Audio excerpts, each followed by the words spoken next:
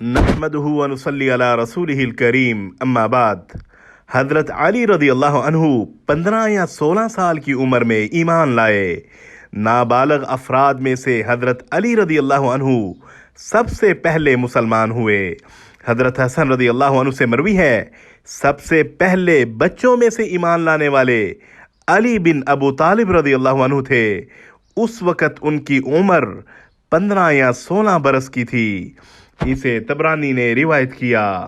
حضرت علی رضی اللہ عنہ سے محبت ایمان کی علامت ہے اور ان سے دشمنی نفاق کی علامت ہے۔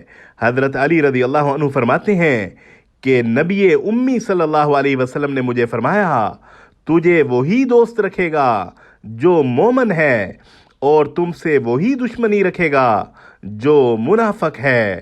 اسے ترمذی نے روایت کیا۔ حضرت زید بن ارقم رضی اللہ عنہ سے روایت ہے کہ نبی کریم صلی اللہ علیہ وسلم نے فرمایا، جس سے میری دوستی ہے علی بھی اس سے دوستی کرے گا۔ اسے ترمذی نے روایت کیا۔ حضرت علی رضی اللہ عنہ کو گالی دینے والا گویا نبی مکرم صلی اللہ علیہ وسلم کو گالی دیتا ہے۔ حضرت ام سلمہ رضی اللہ عنہ فرماتی ہیں، میں نے رسول اللہ صلی اللہ علیہ وسلم کو فرماتے ہوئے سنا، جس نے علی کو گالی دی اس نے گویا مجھے گالی دی۔ اسے احمد نے روایت کیا۔ حضرت عمرو بن شاس رضی اللہ عنہ سے مروی ہے، رسول اللہ صلی اللہ علیہ وسلم نے فرمایا، جس نے علی رضی اللہ عنہ کو تکلیف دی اس نے مجھے تکلیف دی۔